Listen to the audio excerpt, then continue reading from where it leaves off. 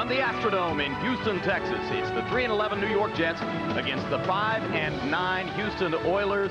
Some tears in Houston today from the small contingent on hand in the Astrodome for what is in all probability the last Houston Oiler football game in this city. This team apparently headed to Tennessee for the 1996 season. Hello again, everybody. I'm Jim Lampley, along with the fabulous Bobby G, Bob Golick. Both teams hoping to answer some questions looking to next year today, Bob. And for the Jets, the biggest question, what to do at quarterback with Boomer Esiason. Well, after Boomer went down with a concussion mid-season, they put Glenn Foley, their second-year quarterback, into the starter. Well, he went down with an injury, separated shoulder, and Boomer Esiason pretty much let the ownership know that he wasn't thrilled that he was the guy being yanked out. Maybe he'll try and work his way back into the Jets lineup next year. As for the Oilers, they focused today not on their departure from this city, but on the arrival of their star rookie quarterback, Steve McNair. Yeah, and people have been calling for Steve McNair's name for all season long. I don't know. I think that may be a good opportunity for him this week. That's a good thing they let him sit out. But with the couple of things happen, Chris Chandler down with mononucleosis, and also it's pretty much a no-lose situation. You let the young guy get in and start to get some experience. Rich Kotite will be hoping to snap a streak of 4 consecutive Jet losses to the Oilers in this series. And Jeff Fisher of Houston, in his first full year as head coach, got his first victory as an NFL head coach against the Jets here in the Astrodome at the end of the season last year. Deep to receive, Mel Gray, number 21, and Todd McNair, number 48 for the Oilers, as the Jets kickoff specialist Don Silvestri prepares to boot it away.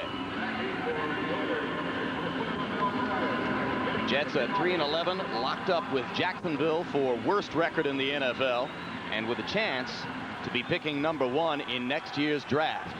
Part of that will depend on what happens today for the Oilers and McNair. Gray from near the goal line gets it back across the 30 to about the 31-yard line. So it'll be reasonably good field position for the Oilers and Air McNair as he starts a game for the very first time. Offensive line for the Oilers, 2 Pro Bowlers, Bruce Matthews for the 8th consecutive year, and Mark Stepnoski, the former Cowboy, will also go. Backs and receivers, you see that the Oilers will have 3 rookies on the field much of the time. Thomas and Sanders have been great finds for this team. Often they'll go to a 3 tight end formation to help protect McNair, with Norgard, a guard, moving out to play tight end, wearing his regular number 64, and with Marion Butts as the lone setback behind McNair in that formation. Gary Brown, number 33, begins the game at tailback for the Oilers, and Brown, the star of 1993 for Houston, carries for a gain of about 3 before Mo Lewis, number 57, knocks him down for the Jets.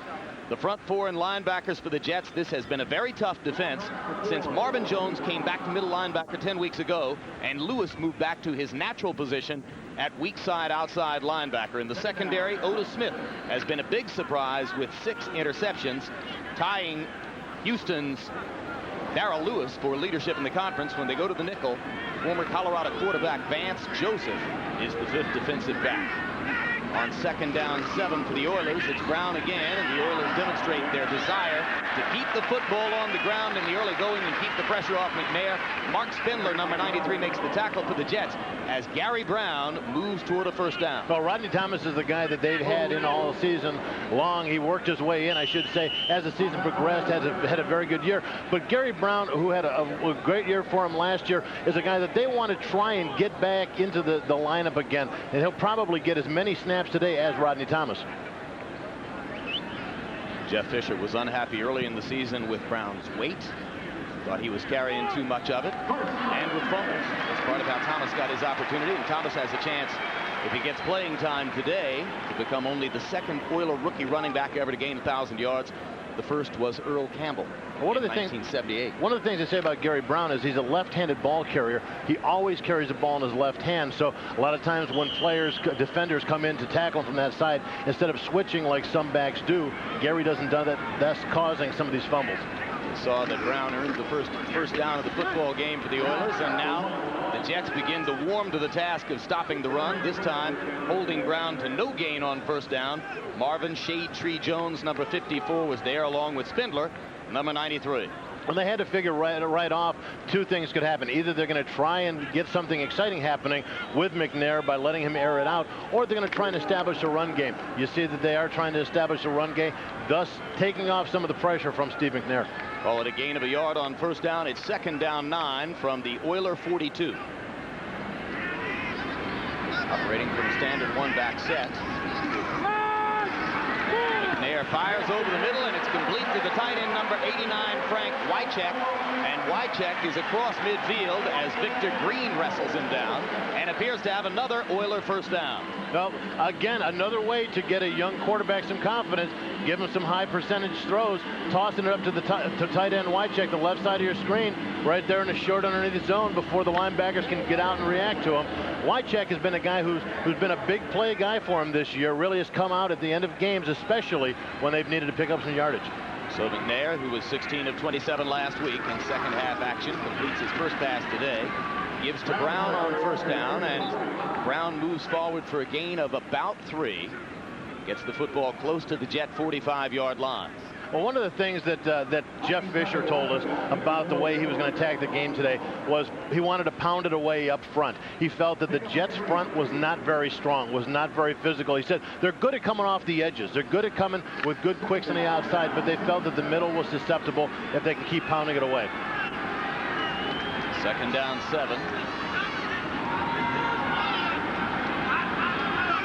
McNair well protected at the point of attack with Stepnoski and Matthews, the 2 Pro Bowlers in front of him. Kevin Donnelly, the right guard, has also had a terrific year. Jets show blitz and bring it. McNair releases to Wycheck. He breaks the tackle, gets into the open field, and inside the Jet 35 to about the 33. Bobby Houston finally brought him down.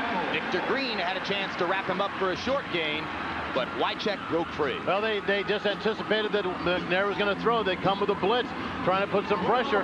McNair not needing too much experience to read that blitz, with a quick right out there into the little short flat zone to Frank Wycheck, and Wycheck doing what he does best. Good strength as a running back working against Victor Green, or as a tight end working against Victor Green, breaking a tackle. So the second first down of the football game for the Oilers moves the ball to the 33-yard line of the Jets.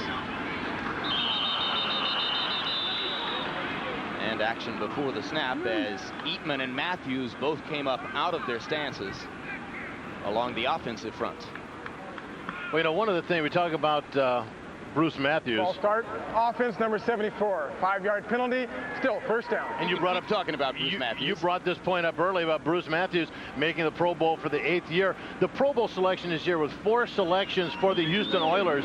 Really a good lift for the Oiler team. They felt that these 4 guys getting in really showed that teams were giving the Oilers some respect despite what their record is.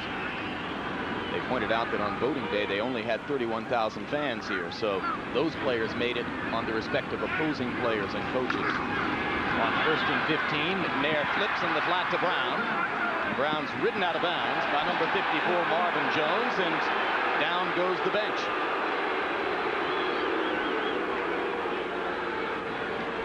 Well, they really made, put themselves in a tough position here, the Jets did defensively. They blitzed Victor Green off the outside, but this requires number 54, Marvin Jones, to cover Gary Brown one-on-one, and he's just not going to have the time to get out in the flat and to make the play on it. Good throw, good catch, and a little extracurricular. Gary Brown obviously figures, you know what, I'm going to tell you my response on the field. Now Brown will go to the far sideline. And following him is the second tight end, Roderick Lewis.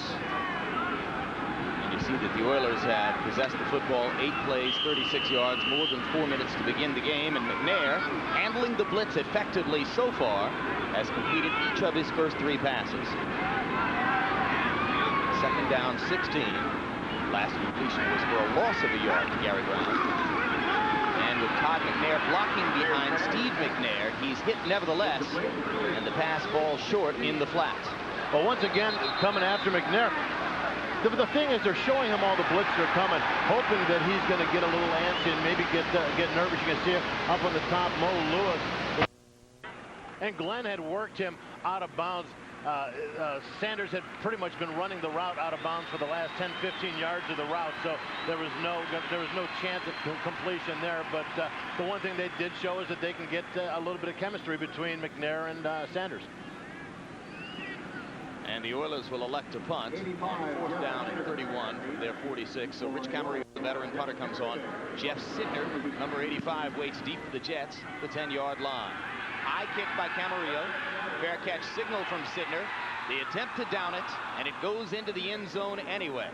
Number 22, Tomur Barnes, was the man who chased the football across the goal line and couldn't quite keep it in the field of play.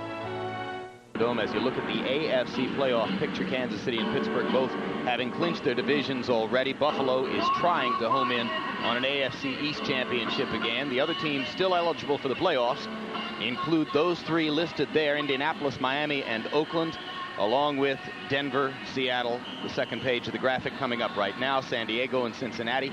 Of course, the Bengals and the Seahawks and the Chargers would all need help to make it into the playoffs. These two teams are out of it. That Miami-Buffalo game is, we're going to be getting updates all day long. Huge game for that AFC East race. Esiason on first down gives to Ronald Moore, starting at tailback today.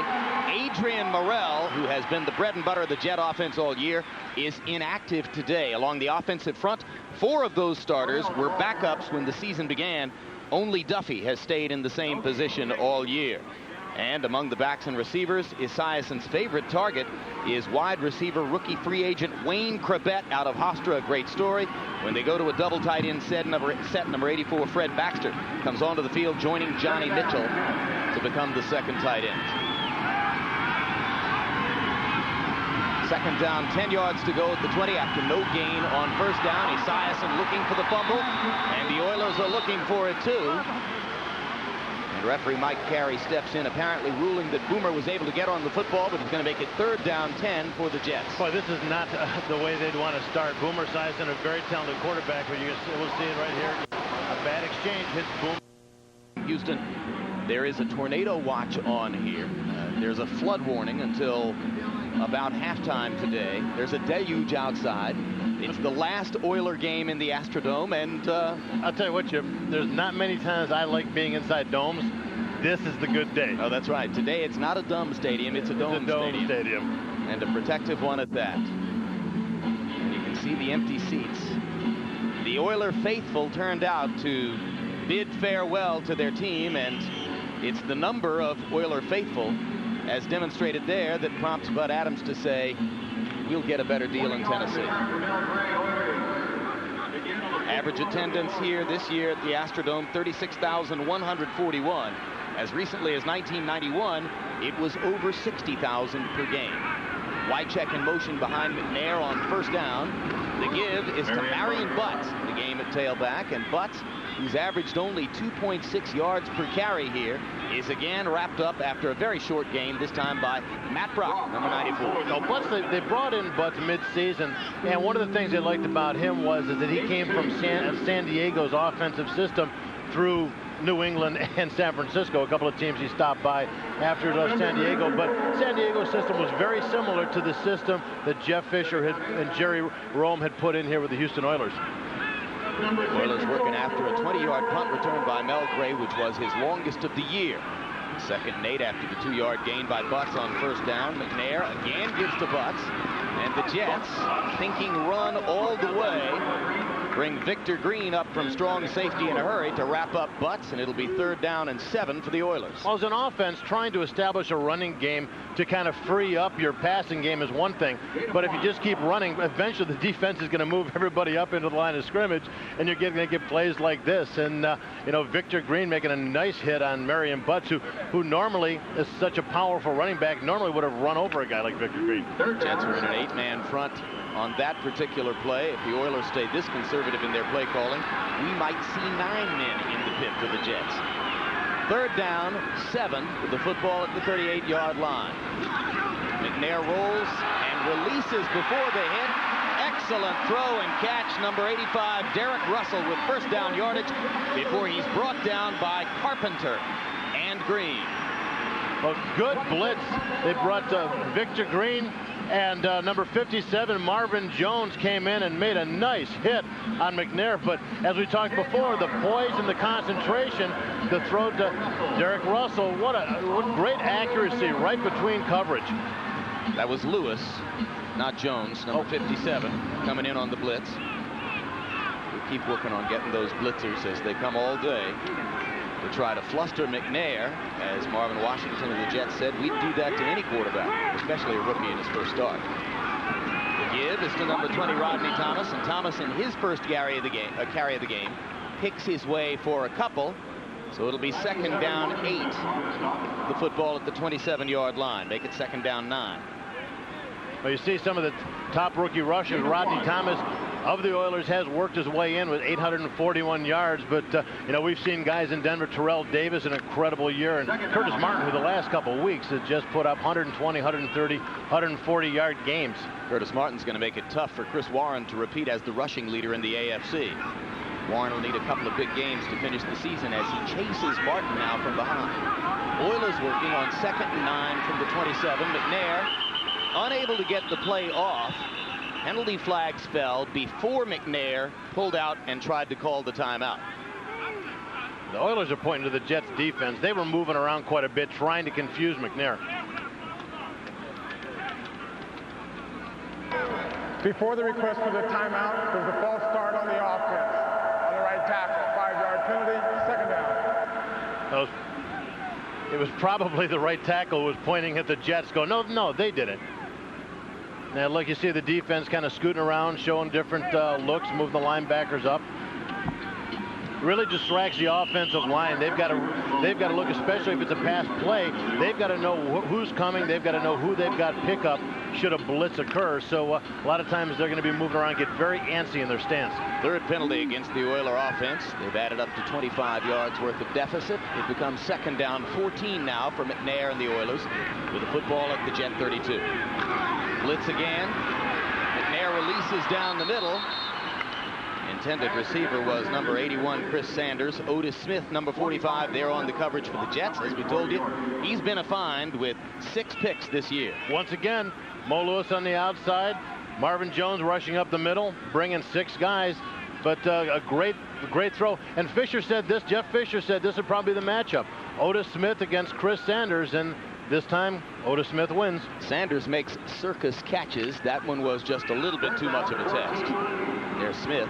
Started only 4 games in 4 years with the Eagles. But Rich Kotite brought him over from Philly to New York and has uncovered his talent. On third down, McNair's pass is batted down.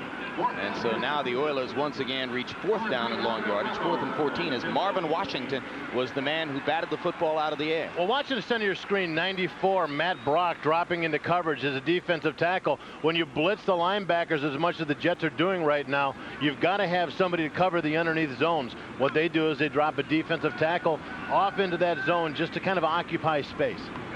Al Del Greco having another outstanding season, 22 of 26. 4th best percentage in the league. His misses have the longest average in the league. And this try from 49 yards out is down the middle and over the crossbar. So Del Greco has given the Oilers a 3-0 first quarter lead over the Jets. The NFL on NBC continues. Changes forever. And by McDonald's. Have you had your break today? Bring it back to the Astrodome, where Al Del Greco has just nailed a 49-yard field goal for the Oilers, giving Air McNair and the Oilers a 3-0 lead over the Jets. 4:55 to go in the first. Del Greco's kickoff is taken by Carpenter. Rich Kotite loves his kickoff return man, and you see why as Carpenter breaks 2 tackles, getting across the 30 to the 32. So we'll bring you back to the Astrodome. The NFL on NBC will continue with the score 3-0 Houston after this. The Buffalo Bills are trying to wrap up another AFC East Division championship, which they can do with a win today. They lead the Dolphins 3-0 in the first quarter, identical to our score here, and we'll keep you up to date on that game as this one progresses.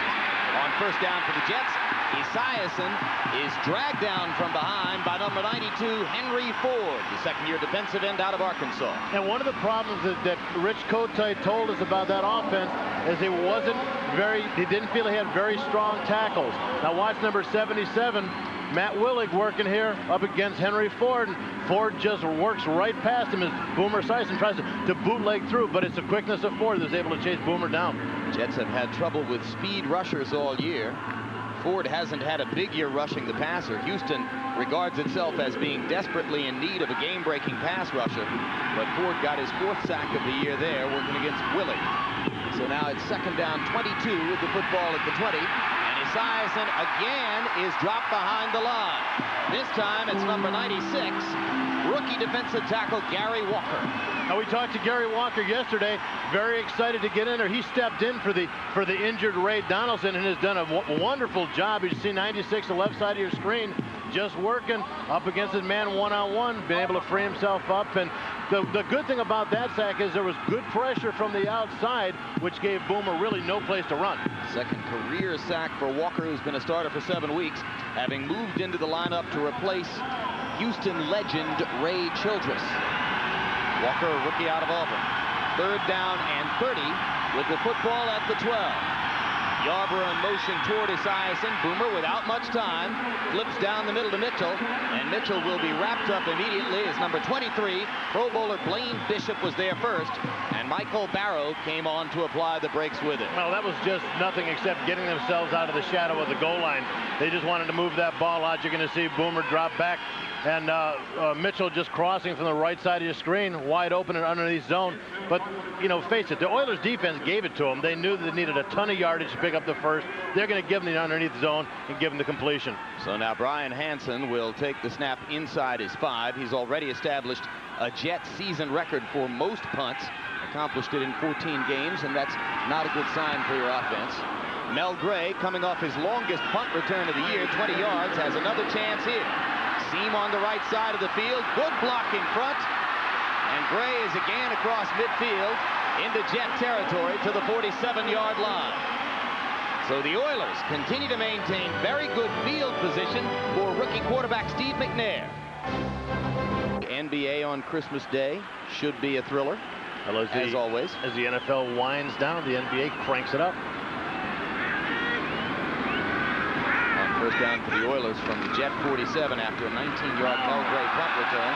The give is to Gary Brown, and Brown, hoping to reestablish himself as a key figure in the Oiler running game, has a gain of about 8. Let's go to New York and check in with Greg Gumbel. All right, Jim, in Detroit, the Lions, the owners of the #1 offense in the NFC, are rolling again. Scott Mitchell, his 29th touchdown pass of the season, a 23-yarder to Johnny Morton. The Lions lead Jacksonville 10-0 in the first. Jim? Scott Mitchell, a hot quarterback, and a lot of quarterbacks would say, hey, put me with Herman Moore and Brett Perriman and Barry Sanders, and let's see what my numbers are going to be. Brown on 2nd down moves for a 1st down to the Jet 35. Victor Green and Gary Jones, the 2 safeties, making the stop for New York. Who's going to stop the Lions? I tell you what, they have been the surprise, and people talked about that whole post-Thanksgiving Day thing, and I would say, yeah, right, but it really and truly has come to pass. Mitchell has really learned how to hook up with Herman Moore and Brett Perriman. Takes the pressure off of Barry Sanders, that's for sure. They're also getting the ball to Sanders a little bit more, swinging him in the passing game more frequently, and it's really paying off for them. Now McNair on 1st and 10 from the 35 as the Oilers try to build on a 3-0 lead. Minute and 30 remaining in the first quarter. Clock ticking. Jets showing blitz, bringing it. And Brown finds a closed hole in the running game. It's number 21, Victor Green, who's made 155 tackles coming in for the Jets to lead that team in tackling. Continues to play very physical football today. Yeah, but I'll tell you what, that shows the youth of McNair. Watch the defense. As the snap of that ball, there was everybody except number 25, Gary Jones, was on the line of scrimmage. Victor Green had come up late, so they had everybody in the line. A quarterback at that point, you'd think would audible to something other than a run up the middle. A short pass, something in one of those short zones that have been vacated by the guys moving up to the line of scrimmage. So I suggested we might see 9 in the box, and the Jets bypassed that and went for 10 in the box. That's right. Blitzing again on 2nd down 10. Oilers pick it up. Wide open downfield is Haywood Jeffries, and it's an Oiler touchdown. Air McNair's 2nd touchdown pass to go with the 39-yarder he threw to Sanders last week. Otis Smith beaten on the play by Haywood Jeffries. Nice route by Haywood Jeffries. He took it down to about 10-15 yards and broke it to the outside. Really sold it like that was going to be the end of his route. Otis Smith went with him. All of a sudden, Haywood, boom, he turned upfield and just left Otis Smith standing in his dust. 34-yard touchdown reception for Jeffries, who's the second leading receiver all time for the Oilers. And McNair has gotten a confident start here in his first NFL starting assignment. Well, I mean, he's worked at getting the guys up on the line of scrimmage. He did that. Now he's opened it up a little bit, so he's really trying to keep the Jets defense on their toes. The headset to whom McNair was talking was Jerry Rome, rapidly becoming a legendary quarterback coach in the NFL. Del Greco to add the PAT, knocks it up and through, and with 38 seconds still to go in the first quarter, Air McNair and Haywood Jeffries have connected from 34 yards out to extend a 3-0 Oiler lead to 10-0 over the Jets. And as I said, watch on the right side of your screen, Haywood Jeffries just turns and makes a move to the outside. You can't see it there, but then breaks it straight upfield, leaving Otis Smith just sitting there pulling up his socks. But man, and a good move by McNair too to get himself out of the pocket, take some of the pressure off of the rush. Wide open to Haywood Jeffries. And the good news about Otis Smith at the Jets is the 6 interceptions so far this year. Maybe Steve McNair came in knowing that Smith had allowed 3 touchdowns in the last 2 games, so make it 4 now in the last 3. Well, he really has come along strong. And, you know, and I like what they did with him, Jim. A lot of people complain about the fact that he wasn't brought in and wasn't made a part of this offense right away. But, you know, there's so many young quarterbacks, you've got to wonder, have they been damaged, you know, like a Rick Meyer, like a Drew Bledsoe? Have they been damaged by too much pressure too early? I mean, they don't seem to be responding and coming back off of bad seasons. So by having Steve McNair sit back, just bide his time. I mean, Jeff Fisher told us he'd practice. He would stand behind the offense and just sit and watch everything that went on, just biding his time. Well, it's not as if this team has been getting poor play at quarterback, as Del Greco's kickoff sails to Carpenter. Check it, Ronald Moore inside the 10, and Moore has it across the 20 to about the 22. They've been getting good quarterbacking from Chris Chandler, but Chandler has finally succumbed to mononucleosis. So last week, McNair came on to play the second half against the Lions. And as the crowd rose to its feet to welcome him onto the field, on his very first pass, he was belted to the turf by Antonio London of the Lions, kind of a welcome to the NFL thing. And then only a couple minutes later, he threw that 39-yard touchdown to Chris Sanders to get his feet wet as a touchdown passer in the NFL, and now he's got 2. A good start. 2 games, 2 touchdowns. There are the numbers on the day so far for McNair, working against a relentless Jets blitz and so far handling it pretty well. On first down for the Jets, Krebet goes in motion. The give is to Ronald Moore, and Moore, you see him wrapping the football with both arms. He's been bothered by fumbles this year, 3 in his first 32 carries. He gets about 3 before Gary Walker knocks him down for the Jets. Now, Ronald Moore is a guy that they're going to be calling on today to carry a lot of the running load with Adrian Morrell out of the game. Morrell, you know, their big running guy, but this with him out, really going to change the complexion of this game. First quarter comes to a close for Boomer and the Jets in Houston. They trail 10-0. With the Oilers leading the Jets 10-0, couple of nomad teams. You have the Jets, who live and train on Long Island and then travel to New Jersey to play in Giant Stadium, against the Oilers, who are living here in Houston and looking forward to their lives in Tennessee next year. And both these teams right now talking about just going out there and playing for pride and trying to keep some things going, get their enthusiasm up, and focus on just finishing strong. Jets with second down and 7 as the second quarter begins at the 25-yard line. And the give is to Brad Baxter, the fullback, and Baxter picks his way for first down yardage. Quickly, let's check in with Greg Gumbel in New York again. Greg? All right, Jim, a day of high emotions in Cleveland, and the Browns draw first blood. First play of the second quarter, Vinny Testaverde, 1-yard touchdown pass to Frank Hartley with the extra point. Cleveland leads Cincinnati 7-0, Jim.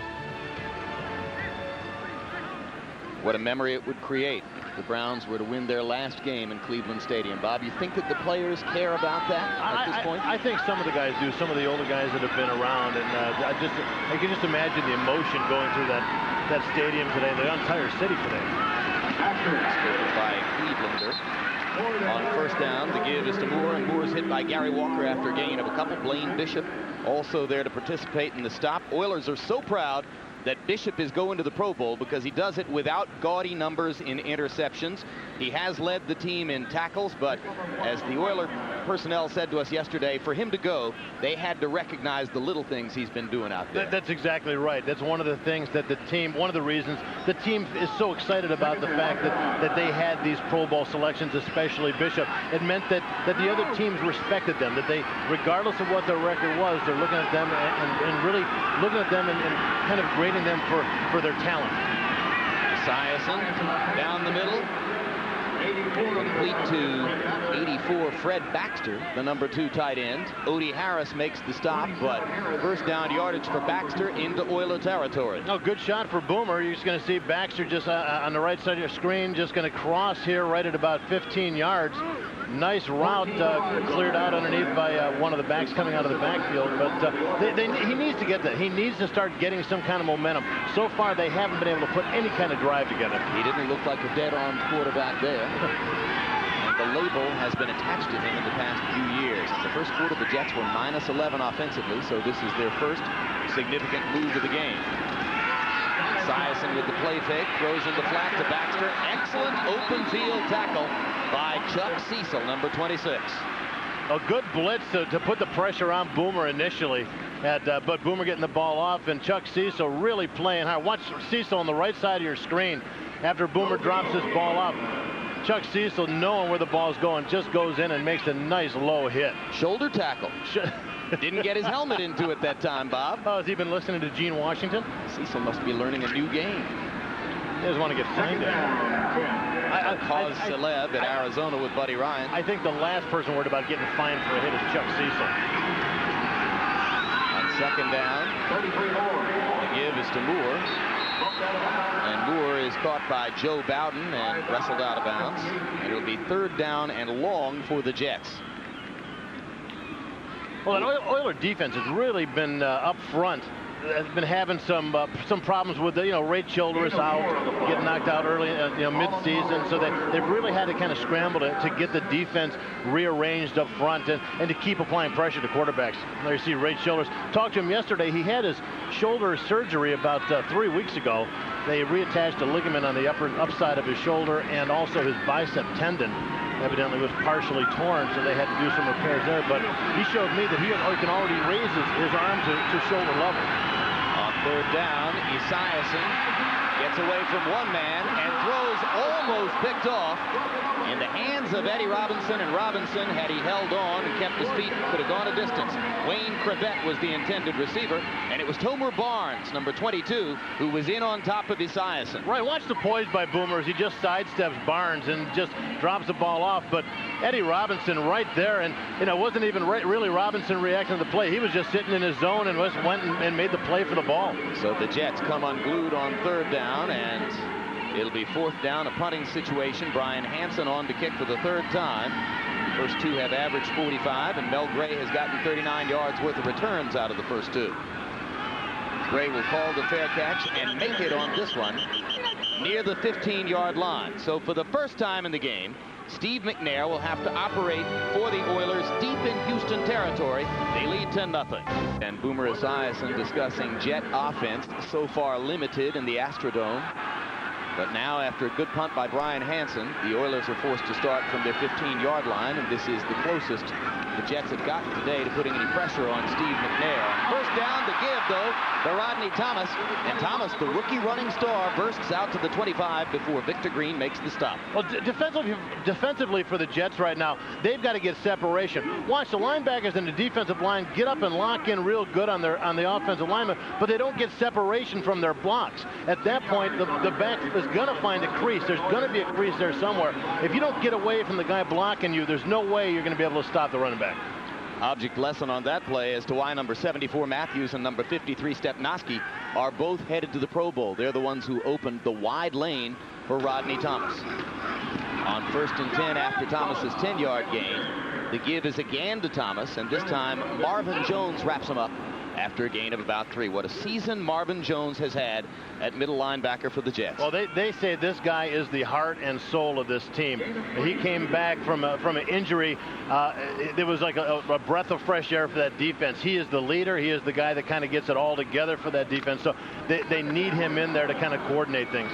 Hobbled all last year by a badly sprained right ankle. He still accounted for more than 100 tackles last year. Sprained that ankle again just on the eve of the regular season this year and missed the first 6 weeks. The give on second down to Thomas, and Thomas, cutting back, is unable to get to the hole. Hugh Douglas, number 99, is there to put a hand on the jersey and stop Thomas's forward progress, and now McNair and company must deal with 3rd and 7 from the 28. A good job by Douglas. We talked to Hugh Douglas yesterday, a rookie out of Central State in Ohio, and he a nice pursuit. Normally with a young guy like that, you're going to get him just running too fast, just chasing, just going crazy, trying to make every play, but he was patient on the backside, waiting for that cutback, and he makes a nice play. Pass rusher's body on Hugh Douglas.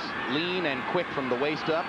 Massive caboose for the drive into the offensive line. I was wondering how you can explain that one. 3rd down 7. It is some caboose. Mo Lewis knocks the ball away from McNair. Free football, and Steve McNair is able to get on it and retain possession for the Oilers. The Jets had a potential big break there in front of them, but neither Lewis nor his compatriot, Marvin Washington, could find the ball. Well, watch 57, Mo Lewis working against nobody. Brad Hopkins, number 72, got locked up inside working against Matt Brock, and just didn't even pick up Mo Lewis. But look at the poise and concentration by McNair. Just instead of going down, just taking the time, trying to fight his way up to make sure he found out where the ball was and trying to recover his own fumble. Good fortune played a role too, along with poise and concentration. Yeah, as the ball it did kind of bounce up to him, you know. Deep to kick it for the Oilers is Rich Camarillo. Jeff Sidner takes it at his 31. And Sidner is free along the sideline. Appeared for a moment to have gone down and finally got away into Oiler territory at about the 48-yard line before number 55, John Henry Mills, was able to make the stop for the Oilers. Food, unusually easy to drink. You are your own dog. In potentially the last NFL game to be played in the Astrodome, 8 minutes 43 seconds remain before halftime. Houston Oilers leading 10-0. Jets begin this possession with their best field position yet. First down at the 48-yard line. Actually, officially call it the 47 for Esiason and company. Corbett in motion. And Esiason throws in the flat to Ronald Moore. Moore is met and dropped on an excellent open field tackle by Pro Bowl alternate cornerback Chris Dishman. The Jets, Bob Golick pointing out yesterday, they have the youngest football team in the NFL.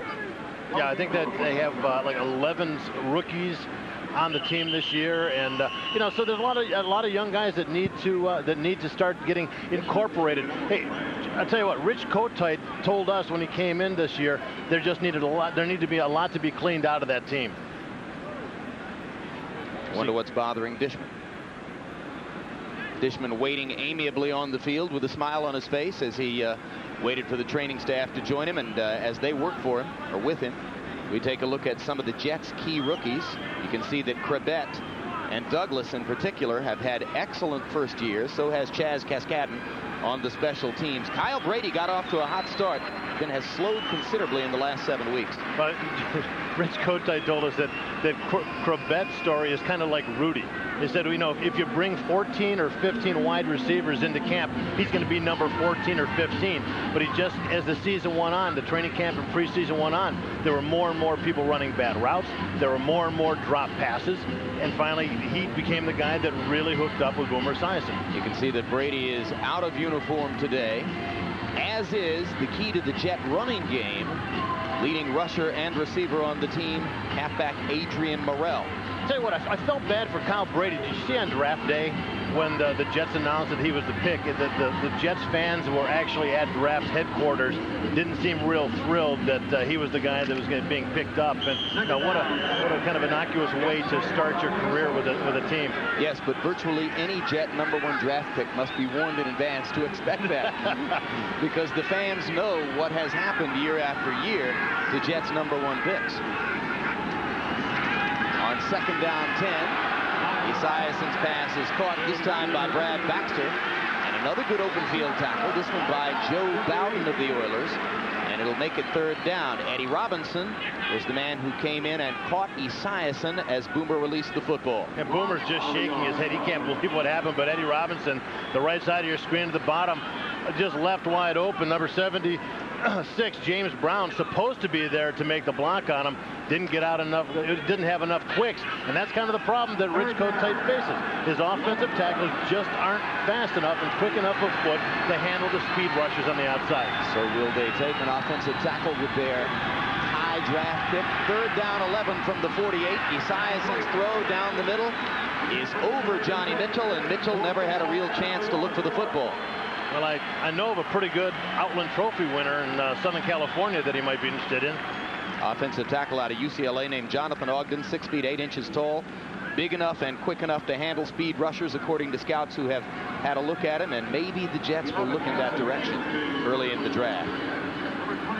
Matt Willig, number 77, was down for a moment, but now he's up. Mel Gray is deep to receive for the Oilers as the Jets fail to do anything with their good field position opportunity, and Brian Hansen punts it away again. High hanging kick by Hansen. Gray will make the fair catch. And again, the Oilers will start from just inside their own 15-yard line. Oilers play it safe. They lead 10-0 with 7:13 to go in the half. 13 seconds to go in the quiet calm of the Astrodome. It's eerie. It is strange, isn't it? You know, the whole first quarter, it just, I don't think people know how to react, not knowing if for sure the Oilers are going to be here next year or not. Well, these are diehard fans, so they'll probably stay throughout the game, regardless of how ugly it might become. And they're excited about the chance to watch number 9 in action. Steve McNair getting his first start at quarterback for Houston today, performing well so far.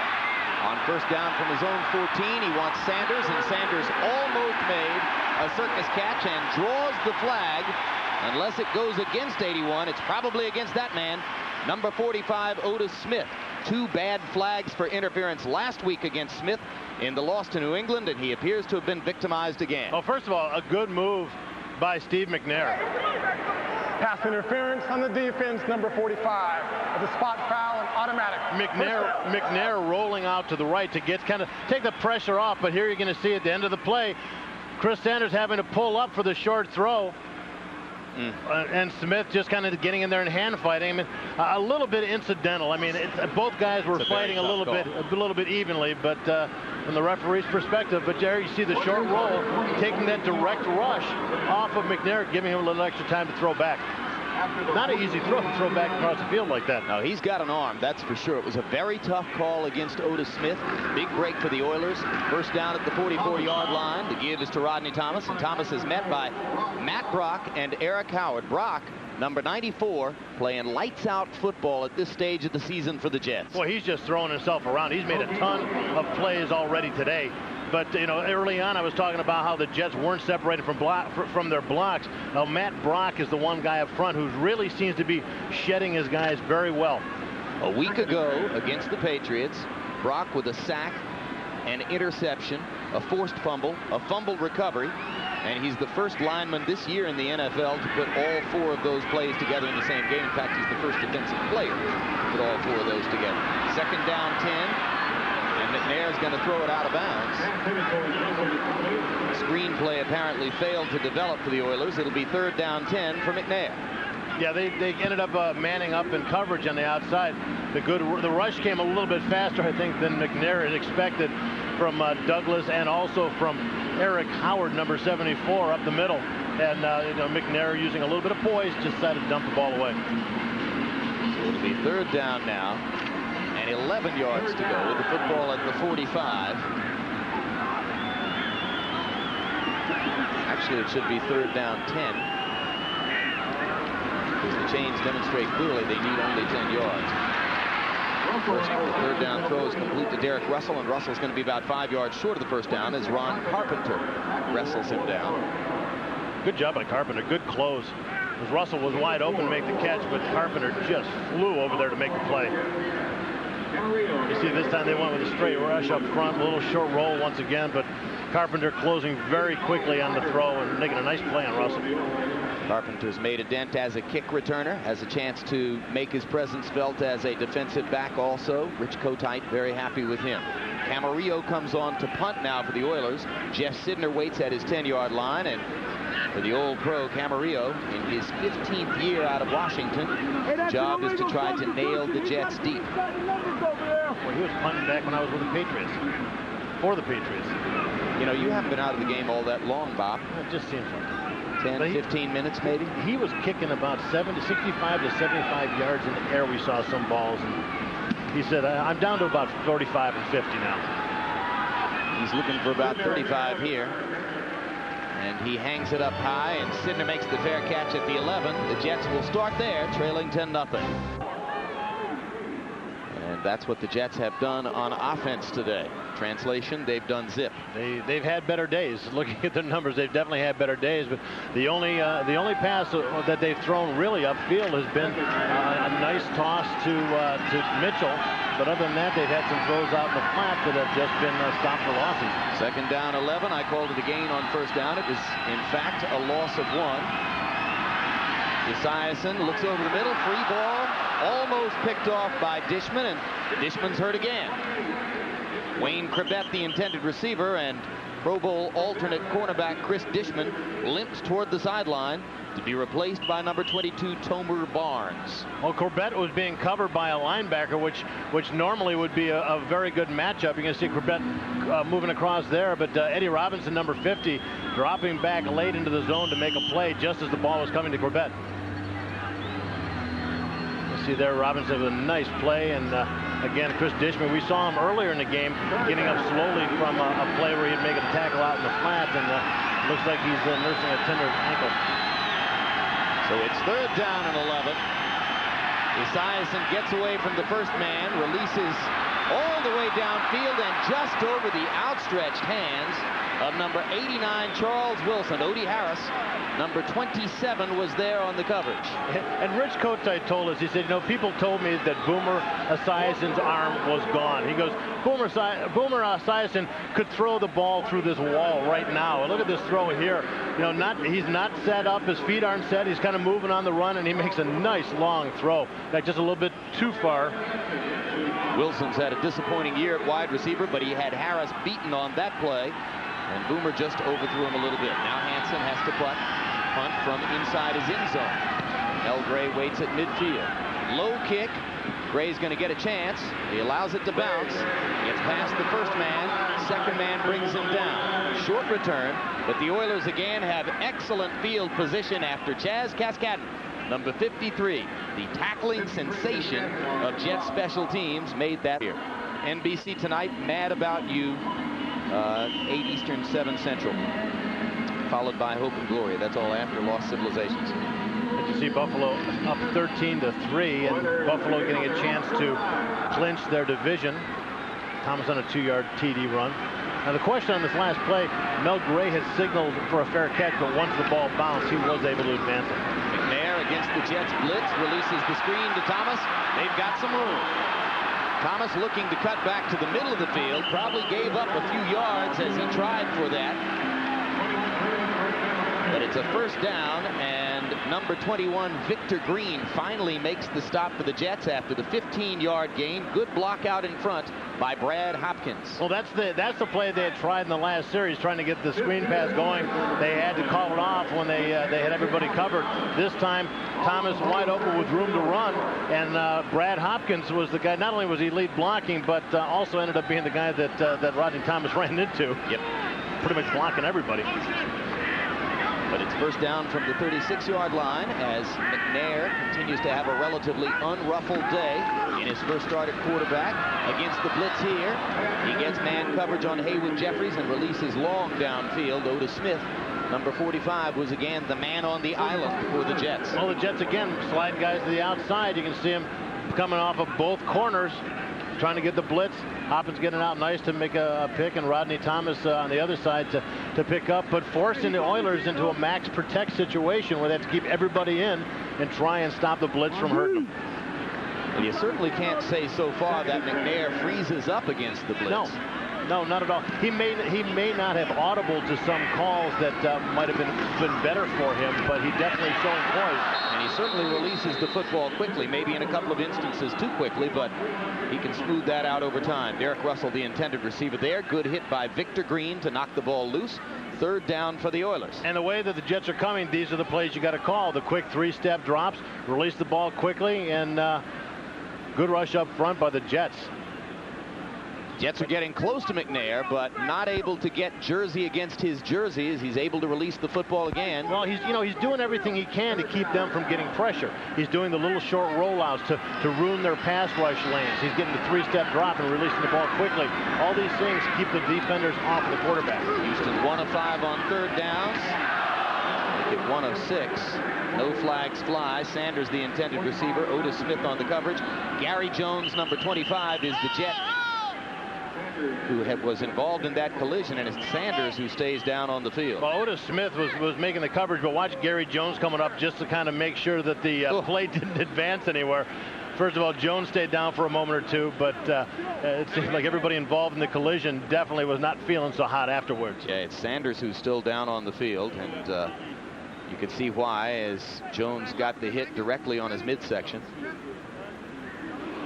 So Del Greco has come on for an apparent attempted field goal, but the trainers continue to work on rookie receiving star Chris Sanders. The xiphoid process, which is the cartilage area just under the sternum. So you think he got hit in his xiphoid process? No, actually, I think he got hit in the solar plexus that time.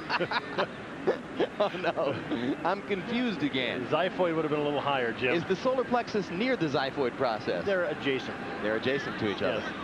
All right, well, whichever. Anatomy 101. One thing we know for sure, it hurt. Yeah. Sanders took a long time to get up. Yeah, I think he might have just got the wind knocked out of him because he took a pretty good shot right in the abdomen. Del Greco's got a 49-yarder already today. Now let's see if he can add a 53 to the 49. You see that it's within his range. Career long 54. And it's a fake. And a quick kick off of the field goal formation. And Del Greco, who's a nifty little athlete with a heck of a golf game, didn't hit the punt quite far enough to make the unusual strategy pay off. I should have stayed off the driving range and spent a little more time on working on the punt. But I don't want to say he shanked it, but it definitely went too far to the right. Well, you know, he's trying to place it. He's just trying to like get that little pooch kick into the corner, and it just came off the side of his foot just more than he had anticipated. Not bad. He got it out of bounds at the 21. And Al says, well, all right, maybe next time. You love a guy who's going to laugh at himself. Great guy, player rep, one of the 3 or 4 best golfers in the National Football League, and an excellent kicker for 12 years. Most of them here in Houston.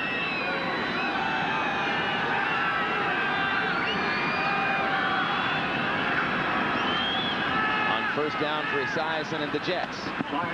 Krebet stretches and almost makes the catch, but now remains catchless. As it's ruled incomplete, it'll be second down 10. We get word from the Miami-Buffalo game that Dan Marino has been hurt, and we'll be looking for an update in just a moment. A nice little route just to the outside, not real sharp, but he lays it out there. As it gets in his hands, he doesn't have total control by the time the ball hits the ground, so they call it incomplete. Krebet came in with 57 catches, tied with Joey Galloway for the lead among rookie receivers, and he himself doesn't seem to be paying a lot of attention to that, but Boomer Esiason is, and very much wants for Krebet to end the season with more catches than Galloway, but none in the first half so far.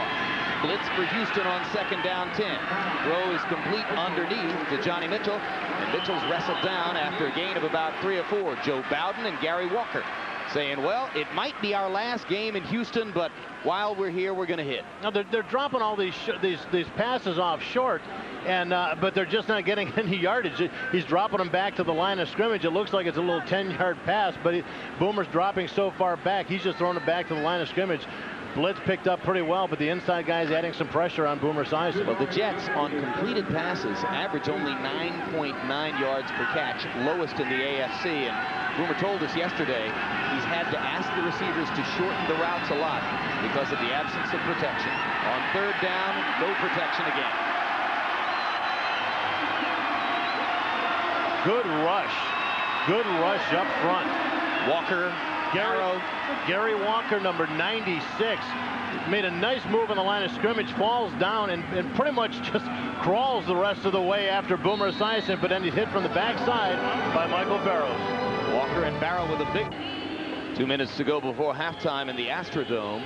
An impotent day on offense for Boomer Esiason and the Jets. Boomer with number 3 quarterback Eric Wilhelm on the sideline. Brian Hansen, after the 3rd down sack of Esiason, stands at his 2-yard line. Hansen's going to wind up with a chance at double figures in punts again today if the Jet offense can't get going. Here's a bad one. This will give the Oilers spectacular field position. Inside 2 minutes remaining to go in the half. They'll be starting at the Jet 41-yard line. Coming up at halftime, we'll send you to our New York studio. Greg Gumbel, Joe Gibbs, and Joe Montana will get you caught up on all the scores and highlights from this 16th week of the NFL season. And we'll have a live report from Bob Golick's hometown of Cleveland, where the Browns are playing their final home game. That's coming up at halftime. Also, we'll get you word immediately at halftime on the status of Dan Marino as the Dolphins and the Bills play that significant game in the AFC East. The Bills hoping to nail down another division championship, and the Dolphins clinging to their dwindling playoff hopes, dwindling particularly if they lose today. And we see Chris Sanders back in the game report. He just had the wind knocked out of him on the play and the big hit. So the Oilers have their full complement of receivers as they go 3 wide on 1st down from the 41. McNair operating against the Jet blitz, throws it just a little bit too high for Derek Russell. Otis Smith was there again on the coverage, and the Oilers just won't leave Otis Smith alone. I don't think they're picking on him, but Derek Russell turned into that little zone in front of Smith and looked like he pretty much didn't expect the ball to be thrown to him. Then when McNair popped the ball to him, he had to react pretty quickly. The ball wasn't that badly thrown. I don't think Derek Russell was really keyed on making the catch. No slap at Chris Chandler, who's been the starting QB through the bulk of the season, but the Oiler players make no secret of their excitement about playing with McNair. They want to see what this kid can do. On 2nd down 10, the kid goes deep. And Sanders is again being manhandled, and this time number 43, Vance Joseph, will draw the flag, and Joseph never looked around for the ball. Wait, you know who's making these, who's causing this to happen? Steve McNair is causing these penalties. He's underthrowing Chris Sanders. Chris Sanders is turning to go up and make the play, and because of Sanders' speed, the defenders are all chasing, not watching. Interference on the defense, number 43. Spot foul and automatic. 1st down. So the defenders aren't really watching the ball. They're trying to catch up with Chris Sanders. And watch, you're going to see as Sanders breaks to make a play back for the ball, he's got to, right there, he's got to come up and make a play in his face. So it's almost McNair who is the one that is causing these penalties to happen. That one a clearer interference call than the first long interference call, which went against Otis Smith when he was working against Sanders. This time, Joseph definitely put his hands on the receiver before he turned around to look for the football. So it's 1st and goal now from the 6-yard line. Gives to Thomas. Thomas with a big hole. Gets it down to about the 2. Jets are pretty tough with the run defense, particularly with Marvin Jones clogging the middle from middle linebacker. That time it was Ron Carpenter who made the tackle. As you look at Jeff Fisher, looking for his 2nd consecutive win over the Jets. You know, the Jets have a nice defensive front. The guys up front, they're not oversized. You know, you're seeing a lot of 300, 320, 330-pound defensive linemen now. The Jets, most of their guys are about 285, 290. But Matt Brock, Mark Spindler are playing very well. And you have Eric Howard, who they brought over from the Giants, a very good seasoned veteran as a lineman. 6 seconds on the play clock as McNair calls. Gives to Thomas. Kind of an iffy handoff as Thomas had to stop to take the football, and that gave Marvin Jones the chance to react up and stop Rodney for no gain. Yeah, it was kind of a lag draw over to the left side of the offense as he goes up there to meet Thomas. And I think Thomas, just as soon as he got the ball, he saw 54 Marvin Jones sitting there waiting for him. He had to make an immediate kind of crab crawl to the right, trying to avoid that what would have been a loss. 30 seconds left before halftime clock running. 3rd down and goal coming up. Jets looking for a goal line stand and whatever lift that might provide. Both teams with 3 timeouts remaining, and finally the Oilers elect to use one. Timeout Houston. That's their first charge timeout. A 40-second timeout. Well, I mean, it's third down. They're going to have one more play. They want to make sure they have time for the one play and then also be able to stop. And if they don't make it, get the field goal. But Steve McNair's been making some pretty good decisions during the course of this game today. Jerry Rome on the sideline working with McNair. At the beginning of the season, it was clear that Rome didn't want McNair to be risked in tough situations this year. He was as adamant as anyone about keeping the kid on the bench while Chandler and backup Will Furrier handled the quarterback responsibilities. But this week, Rome says, yeah, he's ready. Well, I mean, face it, McNair didn't come out of a pro-style college at Alcorn State.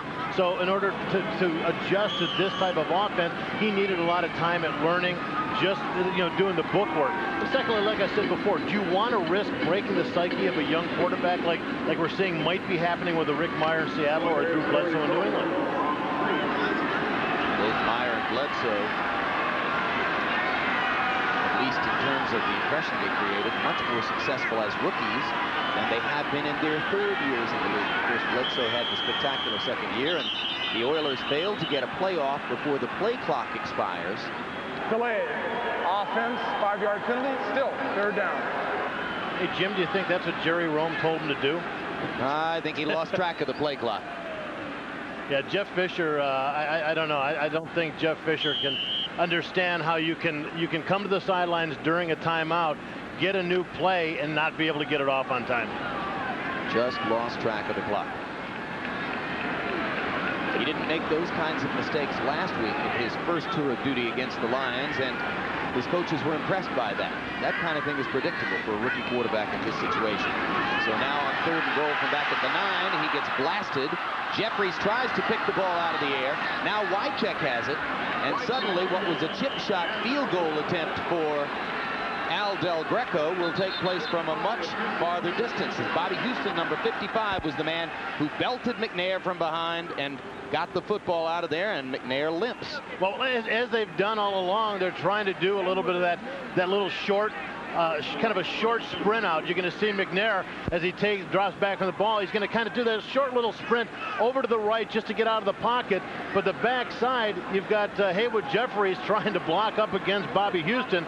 Jeffries just isn't the guy who's going to block him, and Houston just came flat out and just stoned McNair in the back.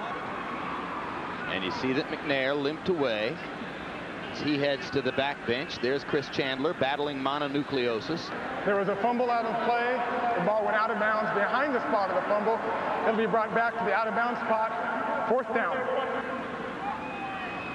So what was third and goal from inside the 10 now becomes fourth and goal with the football all the way back at the 33-yard line. It was a 24-yard loss. And this will make a Del Greco field goal attempt about a 50-yarder. Well, this is definitely not what the game plan was, but you got to give the Jets a lot of credit. They've been coming at him, coming at McNair, blitzing on I'd say about 75% of the defensive plays, bringing somebody in on him. And you had to figure that eventually something was going to break down, and they're going to make it work. It would become a huge play if the game gets close in the second half. What would have been, on an incompletion, a 26-yard field goal attempt for Al Del Greco becomes a 50-yard attempt. And trainers will have all of halftime to determine whether McNair should play in the second half. He appears to be walking on a tender knee at that spot, Bob. I think the referees at this point trying to figure out where they're going to spot it. Mike Carey's crew. And we remind you, coming up, the Domino's halftime NFL on NBC halftime report. Greg Gumbel, Joe Gibbs, Joe Montana, Costas and Ditka in Cleveland for the historic occasion there. Scores and highlights of all the games ongoing, including the AFC East battle between the Dolphins and the Bills. On the play, the ball was picked up by another person on the offensive team other than the fumbler. So the ball will be put back to the spot of the fumble. Timeout, Houston. So was it Haywood Jeffries that recovered the fumble after he let Bobby Houston through?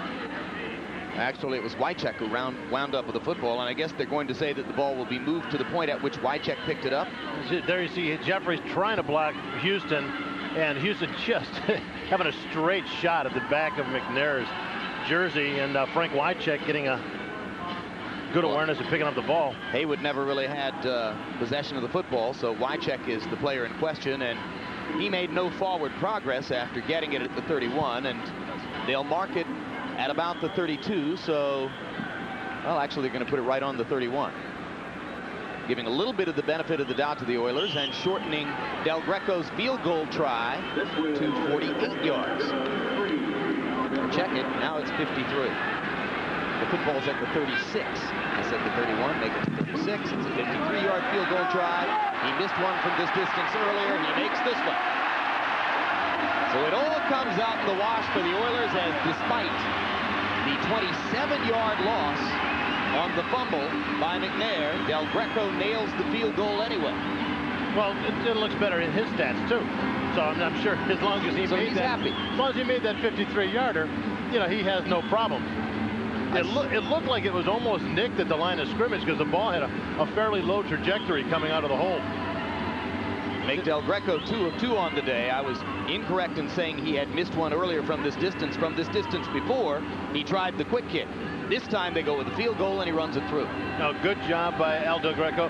Jeff Fisher obviously very excited, getting a little bit more points before going into halftime. Hey, the Oilers aren't going anywhere, but they've made clear they'll play hard for Jeff Fisher even in a no-win situation. Jeff Fisher has had to deal with the whole, which I think may have kind of brought this team together. But since the preseason, he's had to deal with the rumors of the move to Nashville, and that kind of hung over their heads for a long time. He has just been very honest with this team right from the beginning, and really has been so impressed with the attitude of the players. He said that at practice, he goes, these guys play hard, they practice hard, they study hard. Everything about them has been professional. Nobody has just given up on this season. In 1991, when Buddy Ryan was blown out in Philadelphia, Fisher and Rich Kotite, both members of the staff, were the two men seen as likely successors, and both were interviewed for the job. Philadelphia management gave the gig to Kotite, and Fisher came here with Buddy Ryan. Squib kickoff taken by Otis Smith, and he runs it out at the 45, and the clock expires. So it's halftime in Houston, with the Oilers now holding a 13-0 lead over the Jets. We'll be sending you to New York and the Domino's Pizza NFL on NBC halftime report right after these messages.